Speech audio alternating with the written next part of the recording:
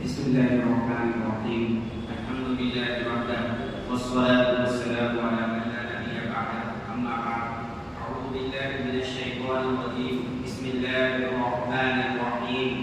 وما محمد إلا رسول قد خلت من قبله الرسل أفإن مات أو قتل انقلبتم على أعقابكم ومن ينقلب على عقبيه فلن يضر الله شيئا وسيجزي الله الشاكرين. وقال النبي صلى الله عليه وسلم: إن عبدا من عباد الله تعالى خيره الله بين الدنيا وبين ما عنده فاختار ما عند الله.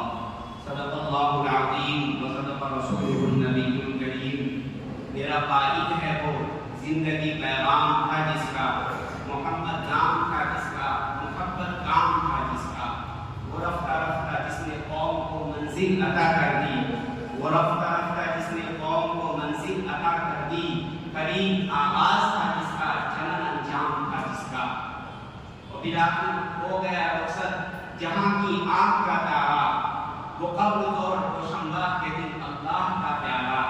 مدینہ کے در و دیوار پر حسرت برستی تھی، مدینہ کے در و دیوار پر حسرت برستی تھی، ادھر یاد نبی میں مستقیم مکہ کی بستی تھی. پریشان پھر رہے تھے لوگ، پریشان پھر رہے تھے لوگ، ہر طرف کریا گزاری تھا. 63 سال تک دشوار دین کو اللہ کا لاڈلا پہلا کر اللہ سے جا مل گیا. میرے محترم بزرگوں، نوجوان ساتھیوں، محترم اساتذہ کرام، جناب مفتی عبدالسلام صاحب دمک برکاتہم العالیہ، مجھے جو موضوع ملا ہے وہ انتہائی حساس ہے اور بڑی مشکل سے میں نے اس پر تیاری کی ہے. میرا جی چاہ رہا تھا کہ میں درخواست کروں کہ میں اس موضوع پر بات نہیں کر سکوں گا، لیکن علم دھوکہ لگا تو چند منٹوں میں اس موضوع پر تھوڑی سی گفتگو کرنے کی کوشش کروں گا. انسانی تاریخ میں سب سے دردناک، المناک، روح فرسا جو واقعہ پیش آیا ہے وہ واقعہ آپ صلی اللہ علیہ وسلم کی اس دنیا سے رخصت فرمانے کا واقعہ ہے. جس دن آپ صلی اللہ علیہ وسلم کا وصال ہوا وہ دن صحابہ کرام کے لیے انتہائی دردناک تھا. وہ گھڑی صحابہ کرام کے لیے انتہائی قیامت کی گھڑی. اللہ تبارک و تعالیٰ نے جب دیکھا کہ محمد صلی اللہ علیہ وسلم نے اپنا مشن کو پورا کر لیا، جس مشن کے لیے، جس مقصد کے لیے اللہ تعالیٰ نے آپ کو بھیجا تھا وہ ذمہ داری آپ نے پوری کر لی، تو اللہ نے آپ صلی اللہ علیہ وسلم کو اختیار دیا کہ اب آپ چاہیں تو ہمارے پاس آ جائیں، یا پھر اگر آپ چاہیں تو دنیا میں تشریف فرما رہے اور دنیا کی نعمتوں سے لطف اندوز ہوتے رہے. تو اللہ کے رسول صلی اللہ علیہ وسلم نے اللہ کے پاس جانے کو ترجیح دی اور اس کو پسند فرمایا. تو اس کے بعد اللہ تبارک و تعالیٰ نے وقتاً فوقتاً اور اللہ کے رسول صلی اللہ علیہ وسلم نے اپنے جانثار صحابہ کرام کی ذہنی تربیت، صحابہ کرام کو ذہنی طور پر تیار کیا، کیونکہ صحابہ کرام کو آپ صلی اللہ علیہ وسلم سے جو دلی وابستگی تھی، جو آپ صلی اللہ علیہ وسلم سے بے مثال محبت تھی، اس کے پیش نظر آپ صلی اللہ علیہ وسلم کو علم تھا کہ یہ میرے جانثار صحابہ اچانک سے میری جدائی کو برداشت نہیں کر سکتے. چنانچہ آپ صلی اللہ علیہ وسلم نے حجۃ الوداع کے موقع سے صحابہ کرام کو ذہنی طور پر تیار کرنا شروع کیا. صحابہ کرام کے سامنے آپ صلی اللہ علیہ وسلم نے کہا کہ ہو سکتا ہے کہ میں اپنے ساتھ ان سے ملاقات نہ کر سکوں، ہو سکتا ہے کہ میرا یہ حد میرا آخری حد ہو. اور آپ صلی اللہ علیہ وسلم نے یہ ارشاد فرمایا: الا وانی قرأتکم علی الحوض وأکاتب بکم الامم فلا تصبحوا وجہی. کہ سنو، میں تم سے پہلے حوض کوثر پر جا رہا ہوں اور میں تمہارے ذریعے کل قیامت کے دن تمام امتوں پر فخر کروں گا. تو اس بات کا خیال رکھنا کہ کل قیامت کے دن تم میرے چہرے کو سیاہ نہ کرنا.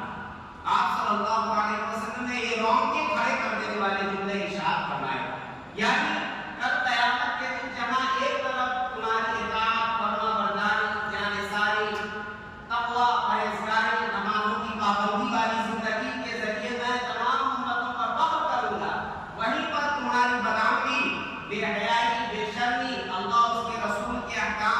سرگردانی، بغاوت اور نمازوں میں سستی اور کاہلی کی وجہ سے مجھے اس دن سخت ذلت اور رسوائی کا سامنا کرنا پڑے گا۔ اس لیے اس بات کا خیال رکھنا کہ کل قیامت کے دن میرے چہرے کو سیاہ نہ کرنا، مجھے ذلیل اور رسوا نہ کرنا، ولا تصوّر وجہی۔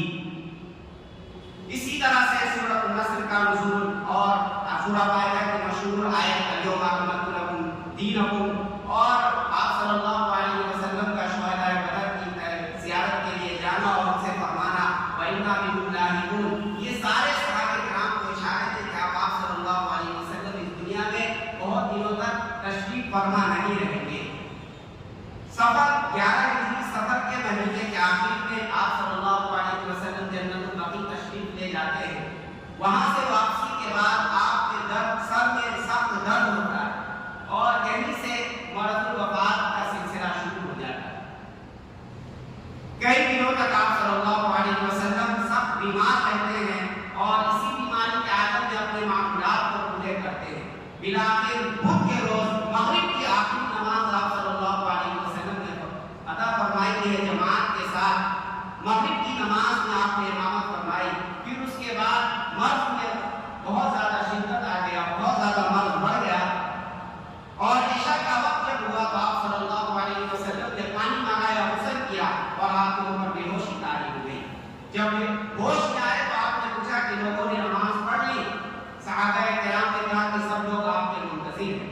پھر آپ نے غسل کیا، پھر آپ پر بے ہوشی طاری ہو گئی، پھر ہوش میں آنے کے بعد وہی سوال کیا، پھر سے غسل کیا، پھر بے ہوشی طاری ہو گئی۔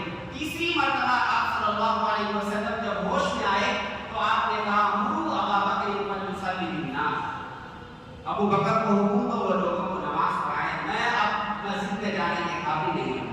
حضرت عائشہ رضی اللہ عنہا نے فوراً کہا کہ حضرت ابو بکر رضی اللہ عنہ رقیق القلب ہیں، نرم دل ہیں، وہ آپ کی جگہ نہیں کھڑے ہو سکتے ہیں، آپ حضرت عمر رضی اللہ عنہ کو حکم دیجیے وہ آپ کی جگہ پر امامت کریں گے، نماز پڑھائیں گے۔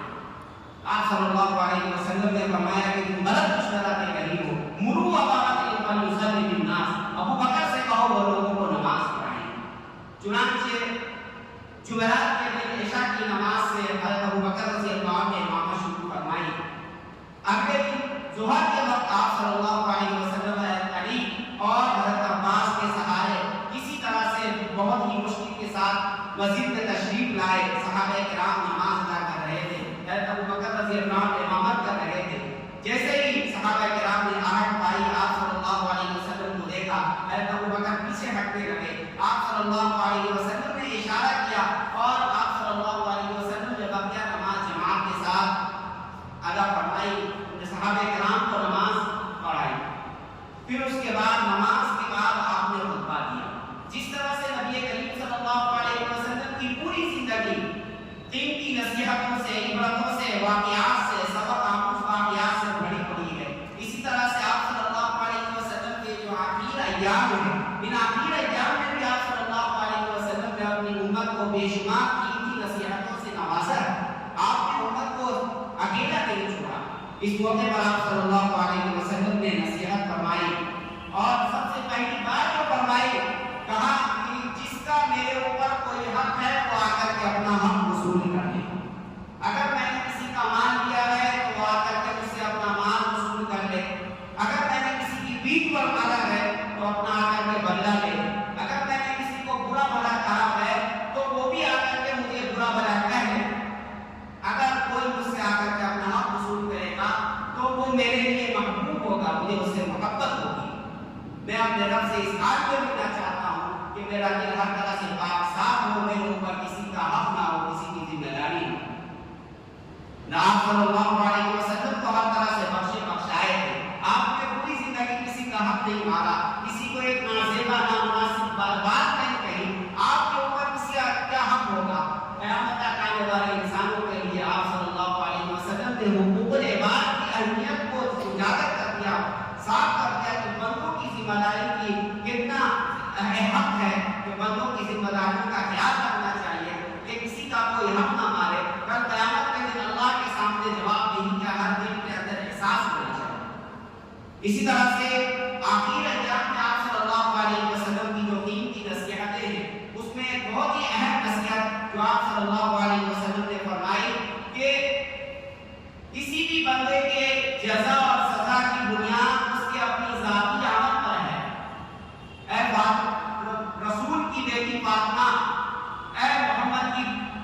صفیہ اللہ کے لیے کچھ کر لو، کل قیامت کے دن تمہیں اللہ سے نہیں بچا سکتا۔ ہر شخص کو اس کا اپنا عمل کام آئے گا، اچھا کرے گا وہ اچھا پائے گا، برا کرے گا تو اسی کے اعتبار سے اس کے ساتھ معاملہ کیا جائے گا۔ جمعرات کے دن سے لے کر کے پیر کے دن، جس دن آپ صلی اللہ علیہ وسلم کا وصال ہوا ہے، اس وقت دن تک تقریباً حضرت ابو بکر رضی اللہ عنہ نے اس نماز کی امامت فرمائی ہے، اور وہ دن جس دن جمعرات کے دن آپ صلی اللہ علیہ وسلم مسجد میں تشریف لے گئے، اس کے بعد دوبارہ آپ صلی اللہ علیہ وسلم مسجد نبوی میں تشریف نہیں لے جا سکے۔ آخری دن جس دن آپ صلی اللہ علیہ وسلم کا وصال ہوا ہے، فجر کے وقت آپ صلی اللہ علیہ وسلم نے پردہ اٹھا کر کے صحابہ کرام کی طرف دیکھا، جبکہ صحابہ کرام فجر کی نماز ادا کر رہے تھے۔ جیسے ہی صحابہ کرام نے آپ صلی اللہ علیہ وسلم کی طرف دیکھا، وہ بے قابو ہو گئے، جذبات سے بے قابو ہو گئے۔ حضرت ابو بکر رضی اللہ عنہ پیچھے ہٹنے لگے کہ شاید آپ صلی اللہ علیہ وسلم تشریف لائیں اور نماز ادا فرمائیں، امامت کا فریضہ انجام دیں۔ آپ صلی اللہ علیہ وسلم نے اشارہ کیا کہ تم ہی نماز پڑھاتے رہو۔ حضرت انس رضی اللہ عنہ فرماتے ہیں اس وقت جب ہم نے نبی کریم صلی اللہ علیہ وسلم کو دیکھا تو آپ کا چہرہ ایسا معلوم ہو رہا تھا جیسے قرآن کا کوئی ورق ہو۔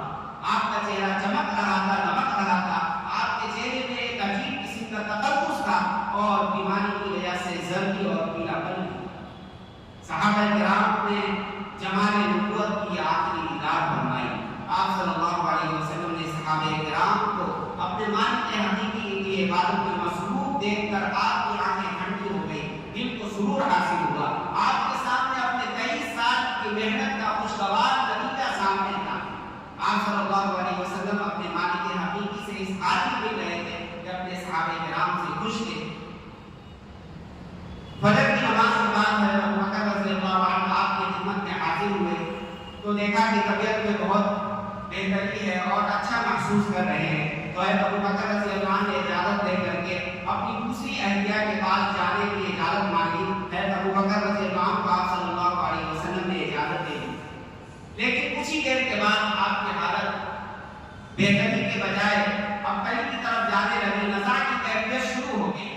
حضرت فاطمہ رضی اللہ عنہا تشریف لاتی ہیں، آپ کی اس کیفیت کو دیکھ کر کے چیخ اٹھتی ہے، پکار اٹھتی ہے، کہتی ہے واہ آج میرے باپ کی بے چینی۔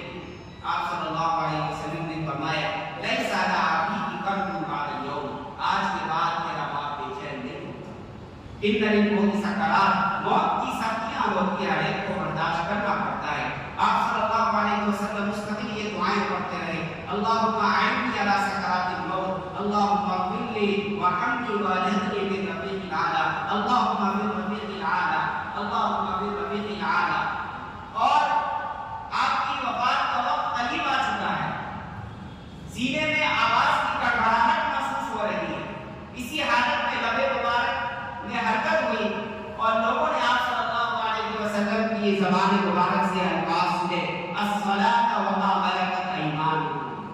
اس آخری وقت میں جب کہ چند ہی لمحے بچے ہیں آپ کے اس دنیا سے پردہ فرمانے میں، اس موقع پر آپ صلی اللہ علیہ وسلم نے ارشاد فرمایا الصلاۃ وما ملکت ایمانکم، لوگوں نماز کی پابندی کرتے رہنا، نماز کا اہتمام کرتے رہنا، اور اپنے غلام باندیوں سے، اپنے ماتحتوں سے اچھا سلوک کرتے رہنا۔